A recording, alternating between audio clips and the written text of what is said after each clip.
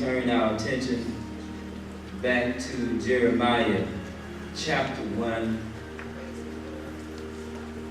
beginning at verse 4 through 10. Jeremiah chapter 1, beginning at verse 4.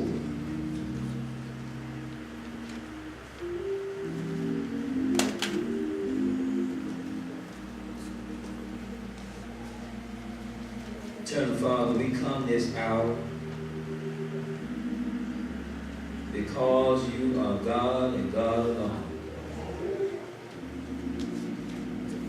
You're not a broken God or a dead God. You're not a God that needs counsel. You don't need to be fixed. And you definitely don't need to be told. So we come this morning seeking you, Lord, individually and collectively. Praying, oh Heavenly Father, that you will speak to us according to our specific needs. You know what we need, Lord. You know it better than we know ourselves. So Lord, will you speak now? Would you use us all in this word sharing moment? In the name of Jesus, we pray. Let the church say, amen. If you look with me in Jeremiah chapter 1, beginning at the 4th verse, we find the following for our hearing. Then the word of the Lord came unto me, saying, before I formed thee in the belly, I knew thee. And before thou camest forth out of the womb, I sanctified thee. And I ordained thee a prophet unto the nations. Then said I, oh, Lord God, behold, I cannot speak, for I am a child. But the Lord said unto me, say not, I am a child, for thou shalt go to all that I shall send thee, and whatsoever I command thee, thou shalt speak. Be not afraid of their faces. I am with thee to deliver thee, saith the Lord. Then the Lord put forth his hand and touched my mouth. Thank you, Lord. And the Lord said unto me, behold, I have put my words in thy mouth. See, I have this day set thee over the nations and over the kingdoms to root out, to pull down, and to destroy, and to throw down, and to build, and to plant.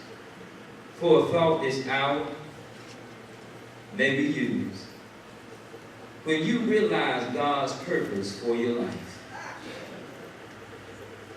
When you realize God's purpose for your life. Whether we realize it or not, brothers and sisters, the year 2019 has a major significance in the life of African descendants. Africa is our mother continent. And we belong to the African diaspora. If you'll say that with me, diaspora. Again, diaspora. And this word simply means that we are a part of the African community worldwide. And while there are persons that are methodically trying to erase slavery from American history by saying that we were migrants, notice when Brother Miles was talking about black migrants, he was speaking about the context from the South moving up north and even out mid-states and also out west. Not that one, amen? But there are those who are trying to say that when our ancestors were slaves as a migrant, that they made a choice to come to these states. And that would be a lie that no individual should allow to take root in our hearts, in our conversations, in our books, and in our history. Young people, that's why you better read the present. We should allow it in the future. Don't allow it to take root in our community. we were saying a moment ago, that 2019 has an important place in the corridors of time.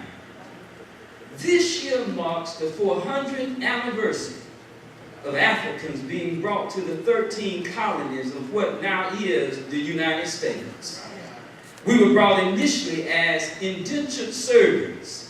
Now you also must note that initially we were not the only indentured servants, but there were also whites and blacks and others of various cultures. And an indentured servant was a person that offered him or herself to labor for a fixed period of time to start a lifestyle or to pay off some type of debt. It was 2 years later, from 1619 to 1621, that slavery was instituted as a systematic form of degradation where colored people were picked out and classified as a lower form of human to be treated as a salvage. Then these ancestors of ours were captured now for the sole purpose to be traded and to be sold and to be nipped and to be clipped and to be ripped and to be stripped of their nation and their tribes, their communication, their culture, their family, and their communal and personal identity. In the book entitled Afro-American History by Malcolm X, his wife Betty Shabazz took a number of his speeches and placed the collection in the form of a book. Malcolm X, in his book, described the distinct role of the slave trader, slave trainer, slave owner, and the slave master. He talked about the role of the slave trainer who would break the slave down in the middle passage. This is the area between the Caribbeans and before arriving in the States, where the slave would be broken down and stripped of family and stripped of humanity, stripped of communication, stripped of relationship, so that when they came to the United States, there would be nothing but a beast of burden. After an individual has been broken down to nothing but an animal, what else could be expected when it comes to one's life purpose? Where we are after 400 years right now, whether you realize it or not, as hard as things are, you need to realize that we have come a mighty long way. We've been blessed in the fields, and we've been blessed in the city. However, our past is still haunts us. This is why we see many of the ills that our families go through. It's not anything of the immediate generation or second or third generation, but we have a history of things that were distorted and messed up for us. And we need to take the time to go back and read and study, not just accept Western culture without some type of lenses to process through. Even after 400 years later, we may not use the name, but we're still on the plantation. Corporate plantation. We're still on the plantation. Yeah, you can get a check. You can go a few places. You can travel and go vacation. You can buy some things. You can drive some nice vehicles. You can live in nice homes. We can wear even fine clothing. But some of us are still enslaved. Enslaved mentally and even spiritually. What are we talking about? There's another slave that is far deeper than physical slavery. There's another slavery that goes beyond whether you worked in a field or a factory, a shop floor, a fine office, own your own business, working at home, or even sitting in a boardroom. This slavery has nothing to do with color. It has nothing to do with money. This slavery is one where a person's mind can be chained up. Spirit can be boxed up and soul locked up. And when this type of slavery, both spiritual, mental, and physical, has a hold on you, you will never be able to be all that you can be and could be, would be, and will be. When modern slavery, spiritual slavery, mental slavery, technological slavery, ego slavery has trapped you and has trapped you and traded you and tricked you into a psychological and sociological and economical form of slavery, you might be free, but then you might not. But oh, when you realize God's purpose for you and your life, you can be free even in times like these. Many of us come to church sad because you're not free. Many of us got all kind of money and all kind of houses, but you're still not free. Many of us are working careers and buying things and enjoying things in life, but you're still not free. So how do we get free? How do we find purpose in a time like these?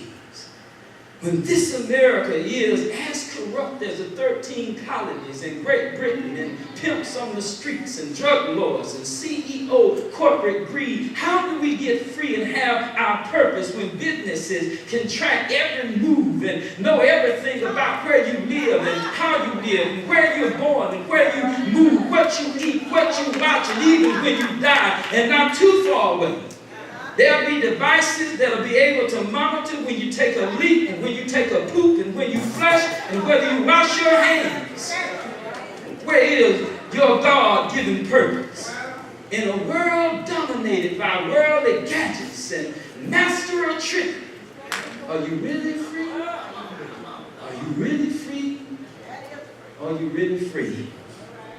And Jeremiah said, thank you, Lord. In Jeremiah 1:5, before I formed thee in the belly, thank you, Lord, I knew thee. And before thou camest out of the womb, he said, I sanctified thee and adorned thee a prophet unto the nations. Jeremiah is known for 2 books in the Bible. In particular, the Old Testament. He's known for the book of Jeremiah and the book of Lamentations. He is also known as the weeping prophet that stood between God and heaven and Israel enslaved to idols on the earth.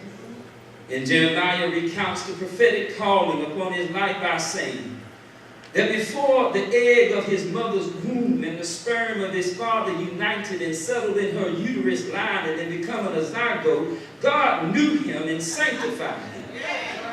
God was letting Jeremiah know that he was set aside and the Lord has a plan and a purpose for his life.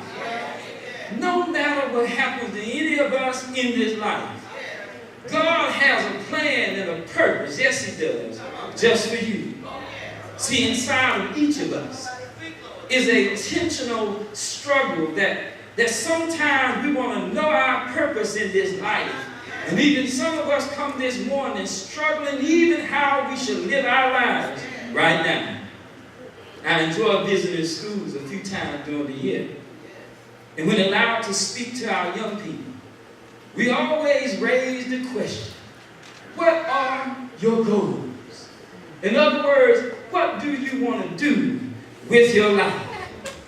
And I listen to the girls and the boys, and in any class, most of the young boys are more often saying, I want to be a professional football player or a professional basketball player. And I don't tell them that they can't do it, but I challenge them. Can you think of something other about yourself besides being an actor? Is there something else in life that you like about you or that you enjoy doing or that inspires you when you see other people do it? Can you dig a little deeper, brothers and sisters? You got to press these young folk. They don't break. You got to press them. Can you dig a little deeper? Can you reach a little further to see what your purpose will be in this life?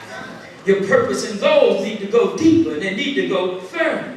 And we come this hour, and many of us know our purpose, and many of us are serving our purpose. But then sometimes we miss it. Sometimes we don't discover it. Sometimes we're drowning because we don't know. Sometimes we're grasping for air by not knowing. Sometimes we're spinning our wheels, going nowhere fast, not knowing what our purpose and plan is for this life.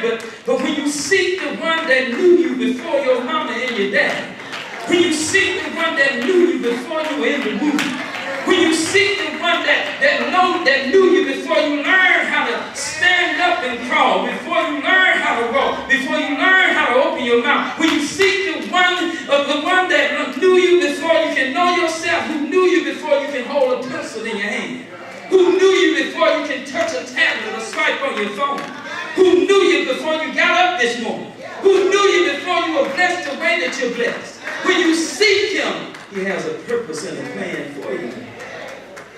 Not only does Jeremiah speak about God who knew him before his birth. He uses two words in the text. He said God sanctified, and God, yes he did, he ordained. Now sanctified was a way of seeing God setting him apart. Sanctified means to be cleansed and to be washed and to be purified. But oftentimes people make the mistake about being sanctified as though sanctified or sanctification is about being complete, about being absolute, about being finished. Sometimes when you hear people talk about being sanctified, they make it look like they don't have to grow anymore. They don't have to mature anymore. They got this personal relationship with God like no other that nobody else can have. But it is a mistake. See, sanctified is really about learning in the Spirit of God. Everyone here this morning, if you accepted the Lord Jesus, you are sanctified. It's really about preparing and maturing and growing in His name. But then Jeremiah said that not only did God sanctify, but He ordained. Ordained is about a God-given purpose. It means to be appointed and to be assigned and finding out what you're supposed to do and be in this life. See, Jeremiah was sanctified and ordained as a prophet. But God's ordination in this context is not restricted or limited to the prophet or to preaching. Sometimes, the things we do in life, we feel like it's just you doing. But what God has ordained you to do in your life, whatever it may be, if it's sweeping streets or it's being a manager in a company, you can't look at what's going on in your life separate and apart from God. What does God call you to do with your life? What does God ordain you to be in this life? When the ugly duckling hatched among the baby ducks, it was a big and strong, well, really not duck, but its color was different. It appeared ugly.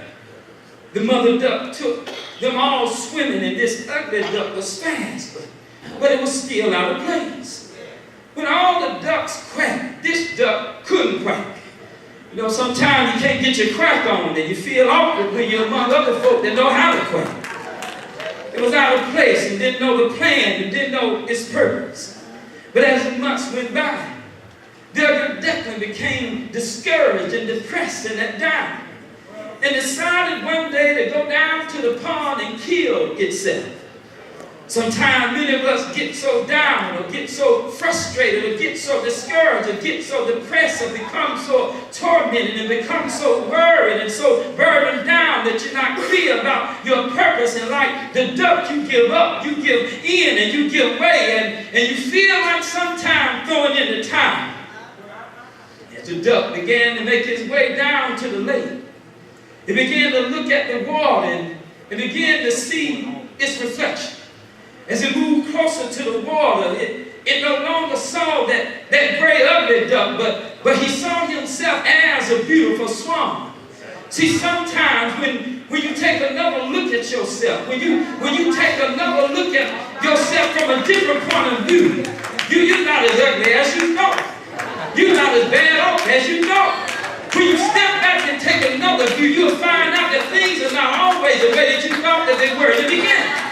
There has to be a servant in the Lord about you. There has to be something about you that you like you more than how you look. You got to realize that God has called you, and God has ordained you, and God has sanctified you. God has a plan for your life. God has a purpose for your life. And if you can't see it, go take a look in the pond.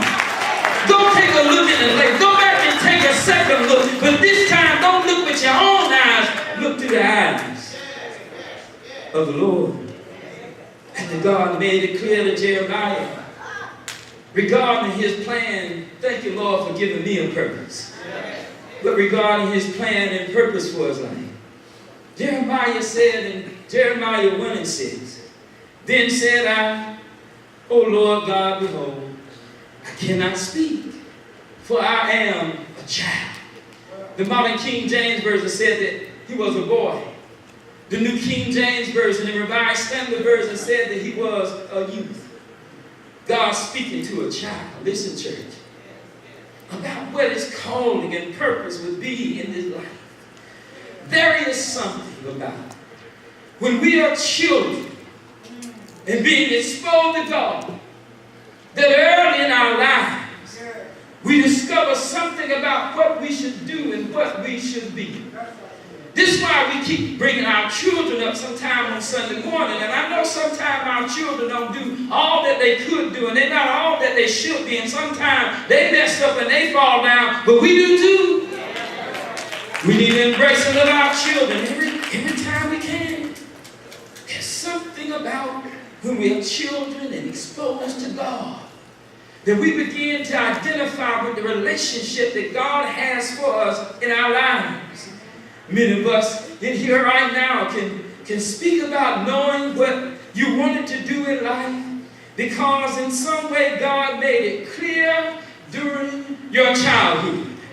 It should bother all of us that when any of our children get to the 10th and 11th and 12th grade and they have no idea what to do with their lives when they've been with us in our care for all of those years, and we don't know what they want to do, and they don't know what they want to do in life.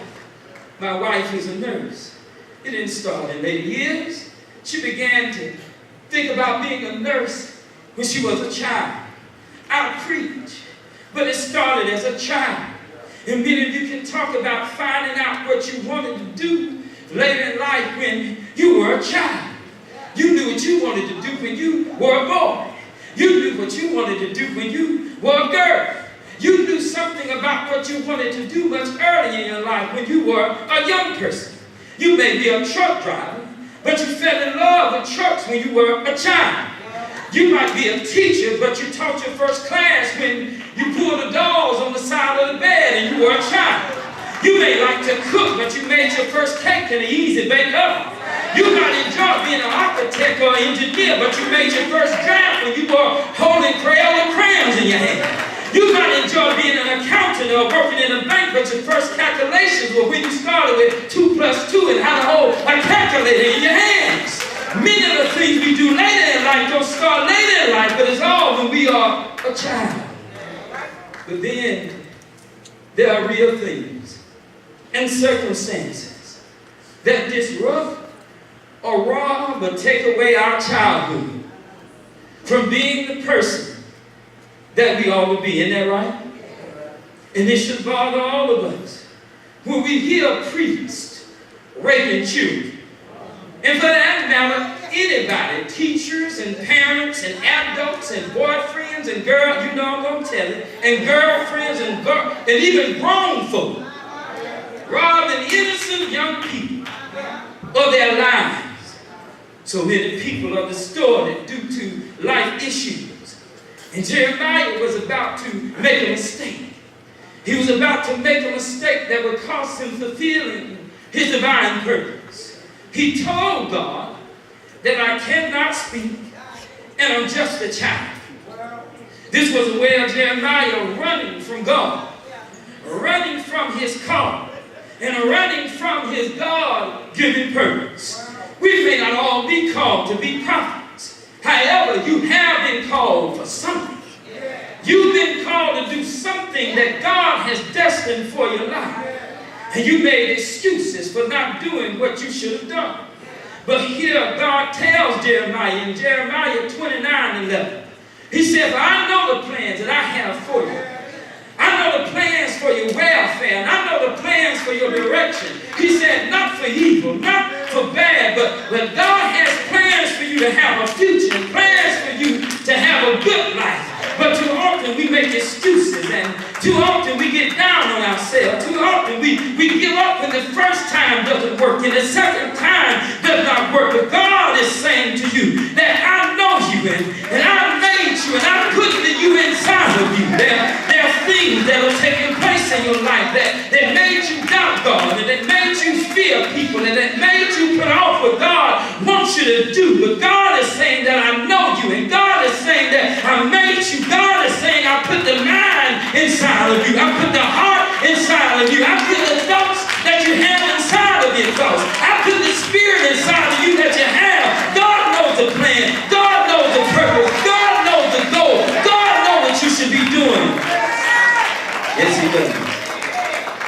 in your life. But this third thought, as we listen to Jeremiah plead to not fulfill God's given purpose. The scripture reveals three things we want to leave with you this hour to help you in your days and this year to come. Number one, always remember that God's plan for you is greater than your excuses. The second thing is, when you follow God's plan, God will deliver you from ugly faces. And the third one is, whatever God calls and sends you to do, He won't do it without His touch. When Jeremiah told God that he was a child and that he could not speak, he was giving God every reason to not do what God has purposed for his life. And it was seen that if a person did not want to do what God had destined for his or her life, that God would discontinue His reach and discontinue His design and discontinue His plan and discontinue His purpose for that life. But Jeremiah, he did have the freedom, as we say, to choose. But even though we have the freedom, it does not change or cause God to refuse or to accept the excuses we come up about why God thought that He should not do or should do what God already said that He should do. So many times we fail to see God's purpose in our lives.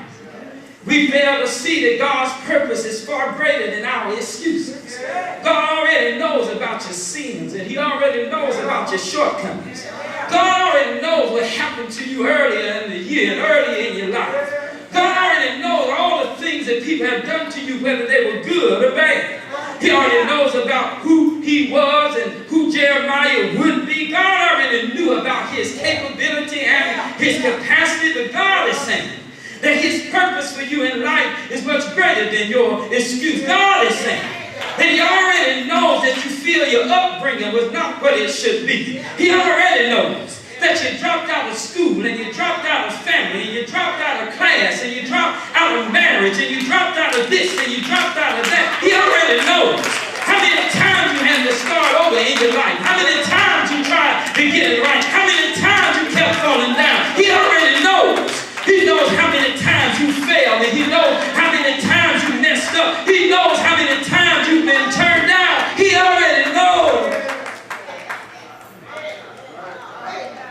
Jeremiah, when they said, "Be not afraid of their faces, for I am with thee to deliver thee, saith the Lord."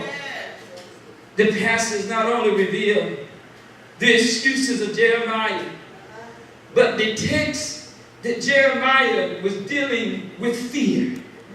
Have you ever thought about how many times you didn't do what you should have did because you were scared?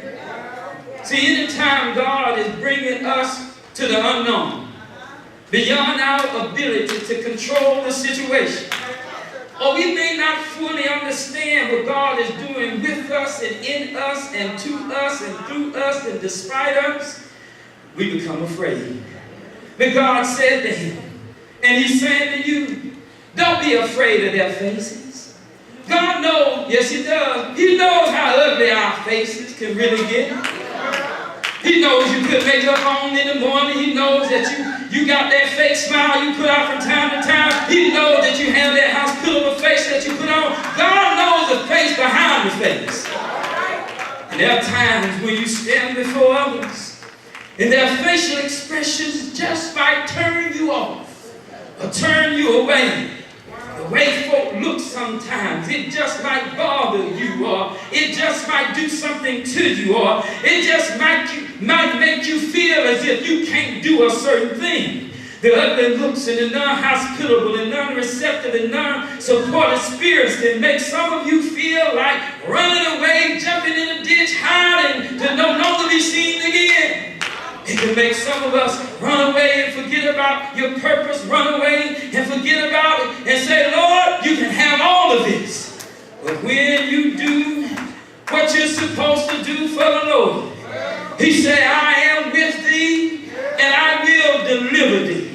When you know that you cocky in not just for you, but the Lord.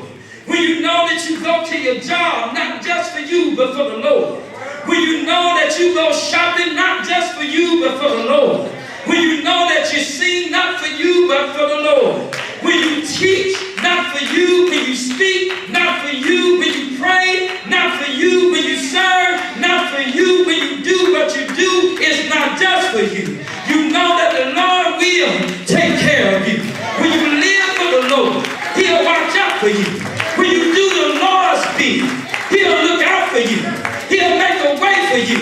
He'll deliver you when times get hard. He will help you when you get down. He will lift you up when you can't lift yourself. But you got to live for Him. But then this final verse says, then the Lord, yes He did, put His hand. Did y'all say something about the hand? And touched my mouth. And the Lord said unto me, behold, I put my words in thy mouth. Finally, this struggle that Jeremiah invites all of us helps to affirm that we all have moments in life that we struggle with our purpose at certain stages in our lives. See, teenagers are developing and trying to figure themselves out. Their hands are bigger than they were last year, and their bodies are different than what they were last week. So they're struggling with trying to define their purpose and their goals and trying to fit in. And there are those of us that are working and trying to find self-fulfillment sometimes in places and on jobs that you really don't want to be a part of. And then there are those that have a time, trying to learn how to adjust to another stage of life. And what we learn is that there are times when folks' faces can be unpleasant and unsupportive. And it makes some of you scared and afraid and unable to go on. And there are times when you want to run away and make excuses or not do anything at all because of the cost of having God's plan for your life. And God's purpose for your life is not always an easy life. However, the Lord gives, thank you, Lord, assurance that when you live for the Lord and do His will, that God will touch you. Jeremiah, come here, son. Yes, you are right that you're a child. You're a young boy, and there are many things that you do not know. You're inexperienced and you feel fear. But Jeremiah, I need you to remember that I made you. I know you, and I created you. And after I touch you, Jeremiah, it'll make all the difference in your life when you go out in the name. After I touch you, you'll be able to do what I called you to do. After I touch you, you'll be able to live the way I said you can live. Jeremiah, you'll be able to say a word. Jeremiah, you'll be able to speak in front of the masses. Jeremiah, you'll be able to stand and say a word. Jeremiah, you'll be able to do what I told you to do, but I got to touch it first. So you may have come this hour wondering, what is it that you're supposed to do with your life? You may have come this hour worrying and wondering, what in God's name is going on in your life?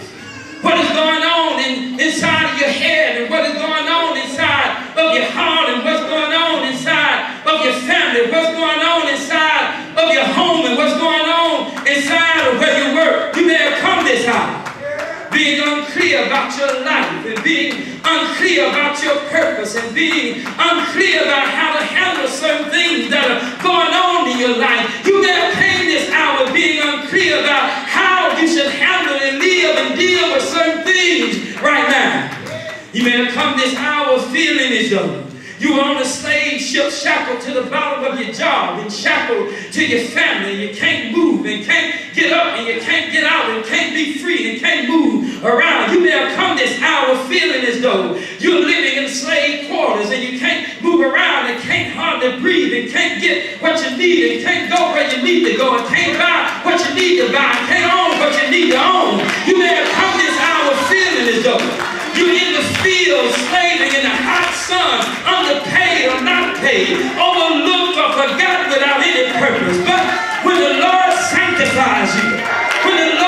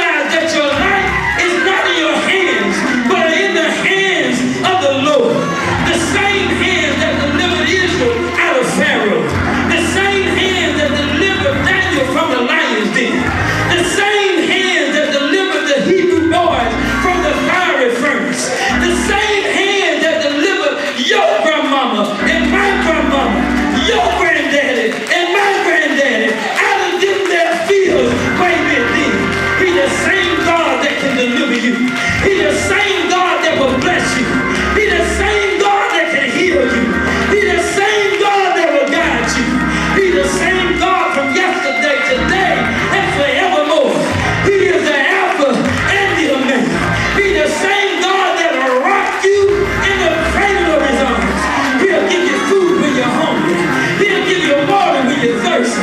He'll give you comfort when you suffer. He'll give you love when you don't feel love.